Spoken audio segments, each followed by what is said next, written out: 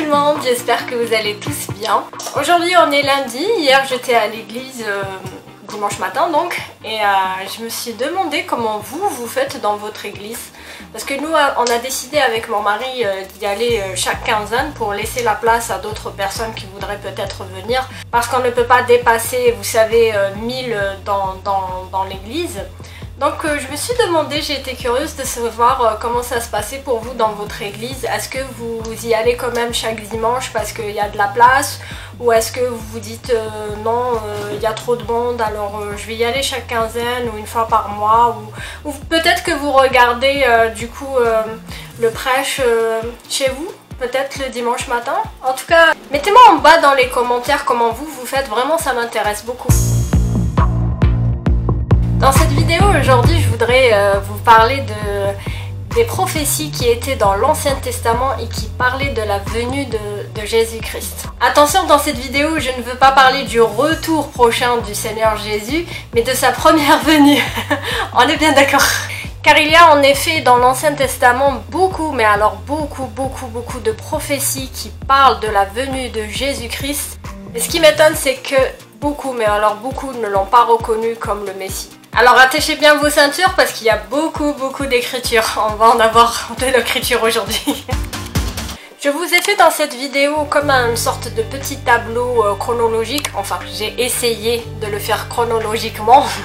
J'avais mis avant, pendant et après. Genre pendant sa sacrificature. Le sacrifice.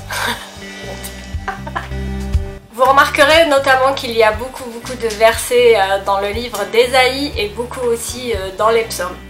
Zacharie aussi. Et ce qui m'avait vraiment aussi intriguée, c'est que j'en avais aussi trouvé dans le livre d'Amos. Alors qu'il n'y en a qu'un seul. Mais c'était vraiment spécial pour moi de voir qu'il y avait une prophétie sur la venue de Jésus dans le livre d'Amos. Vraiment. Alors on regarde ça tout de suite. Bien sûr, je ne peux pas vous parler de ces versets-là sans d'abord commencer par la Genèse. Vous savez que Adam et Ève ont péché, ils ont croqué la pomme de l'arbre de la connaissance de la vie et de la mort.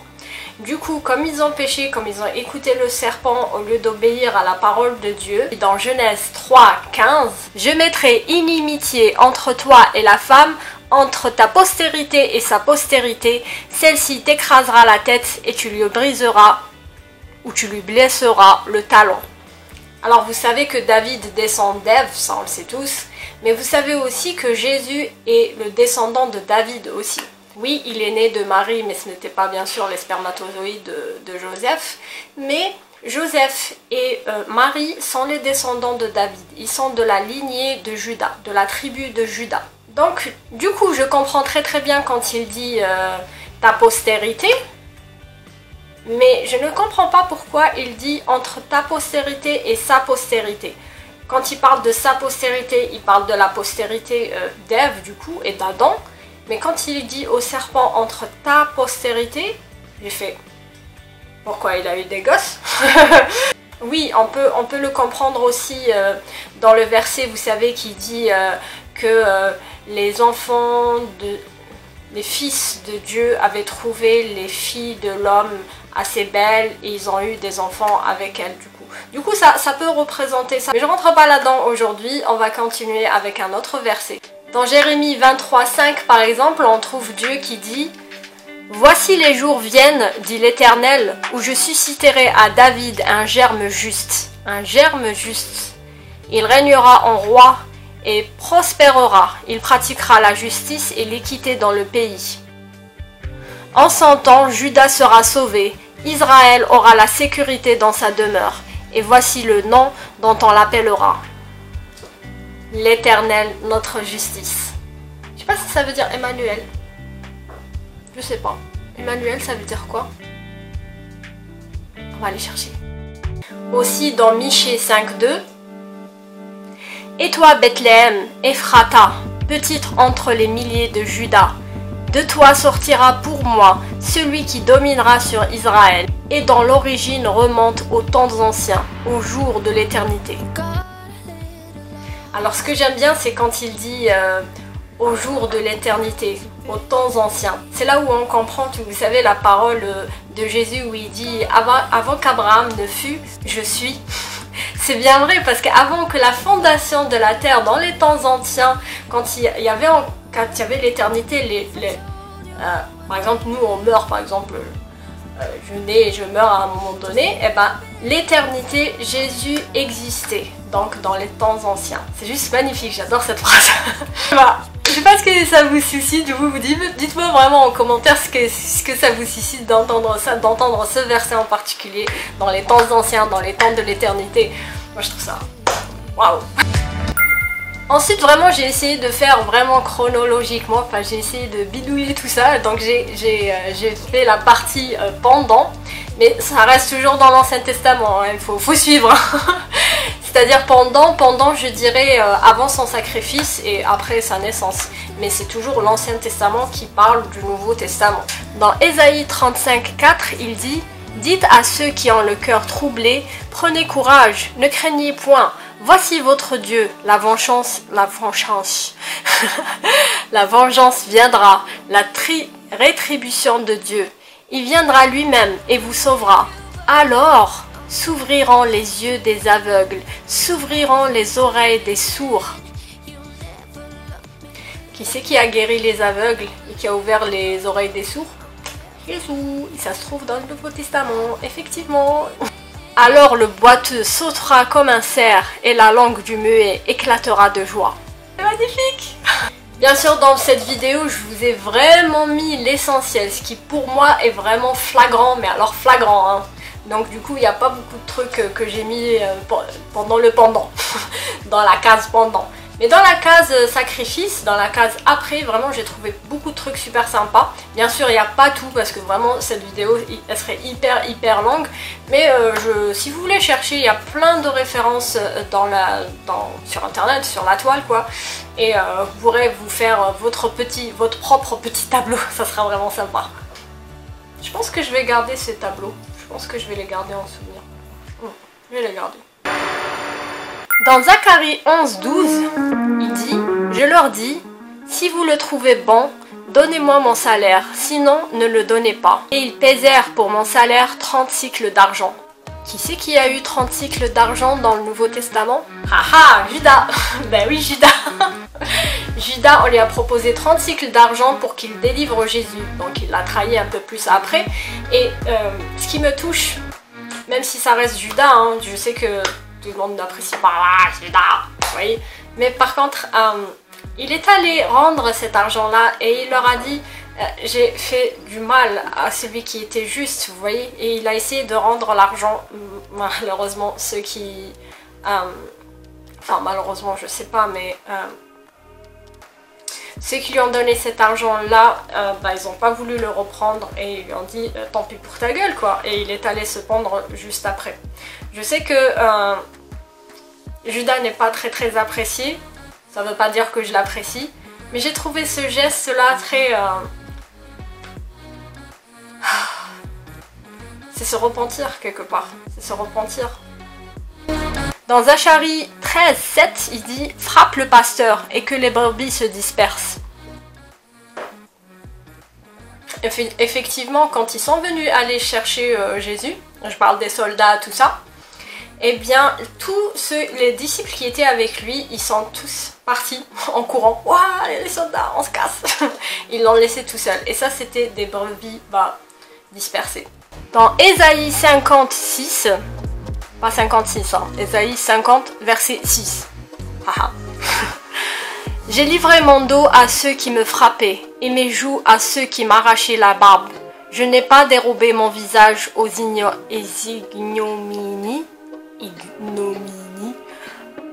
et aux crachats. Donc vraiment Jésus, effectivement dans le Nouveau Testament, il a été fouetté, il a été tabassé, on lui a donné des gifles et on lui a enlevé sa barbe. Et on lui a craché dessus, c'était juste horrible, je ne veux même pas imaginer la scène, c'est juste horrible. Dans Ésaïe 53:5, il dit « Mais il était blessé pour nos péchés, brisé pour nos iniquités. Le châtiment qui nous donne la paix est tombé sur lui. et c'est par ses meurtrissures que nous sommes guéris. Jésus n'a pas fait que porter nos péchés à la croix, il nous a aussi donné la guérison. C'est-à-dire que le sang qui a coulé, c'est le sang de la guérison. C'est pour ça qu'on fait la Sainte Seine de nos jours. Jésus nous a demandé de le faire en souvenir de lui. On peut prendre la Sainte Seine, prendre le pain et le vin, ou le jus de raisin, comme vous voulez, et vous proclamez le sang de Jésus sur votre corps pour qu'il soit guéri. Faut le croire. Dans le psaume 22, 17, il dit « Ils ont percé mes mains et mes pieds. Je pourrais compter tous mes os.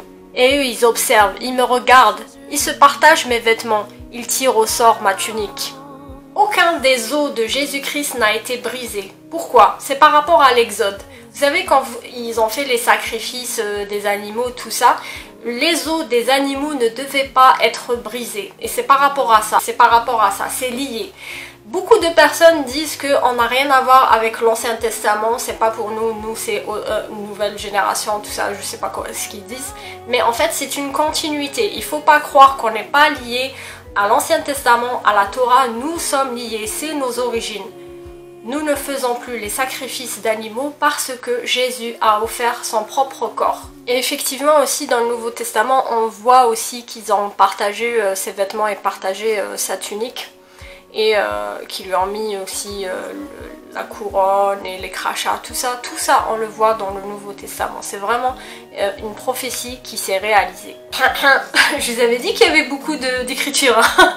Attachez vos ceintures, il en reste encore. Dans le psaume 69, 21, il dit « Ils mettent du fiel dans ma nourriture et pour apaiser ma soif, ils m'abreuvent de vinaigre. » Oui, quand Jésus a dit qu'il avait soif, on lui avait donné du vinaigre, vous savez, à boire sur une sorte de perche comme ça, on lui a mis devant et il buvait du vinaigre.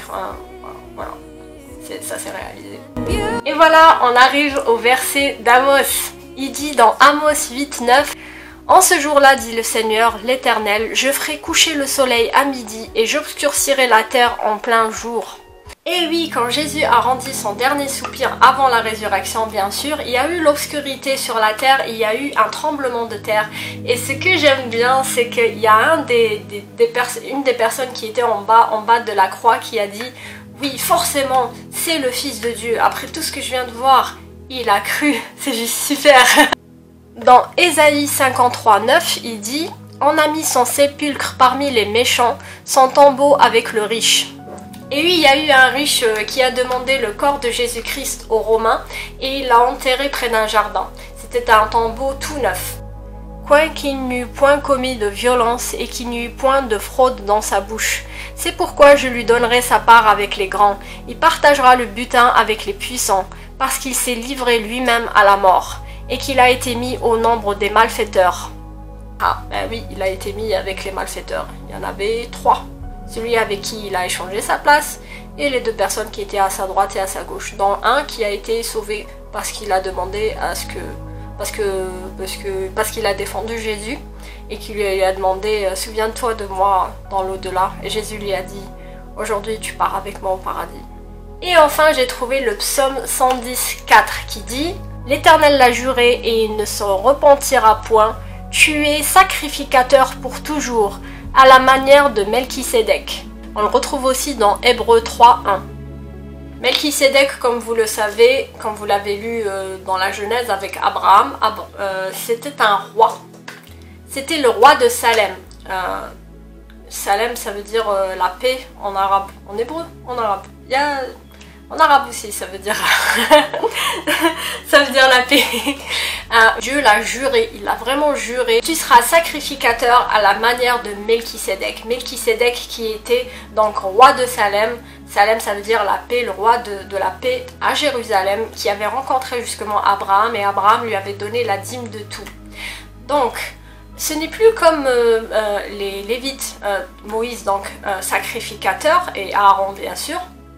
Surtout Aaron, parce qu'ils étaient de la tribu de Lévi, alors que Jésus est de la tribu de Juda. Le roi David était de la tribu de Juda, donc roi de Salem, roi David, roi Jésus. Encore meilleur que la sacrificature des Lévites, des animaux, tout ça. Ouais, je pense qu'on va faire une vidéo là-dessus, je pense que ça serait très intéressant. Dites-moi en commentaire si vous voulez que je fasse un sujet là-dessus, sur Melchisedec, la sacrificature, tout ça. Moi je pense que ça serait intéressant maintenant. Dites-moi en commentaire, dites-moi en commentaire. Voilà, je vous ai dit que c'était lent, il y avait beaucoup d'écriture. Bon, j'espère que vous n'êtes pas perdu dans la vidéo. N'hésitez pas à la re-regarder. Je vous dis moi à la prochaine vidéo. Bye bye. Salut.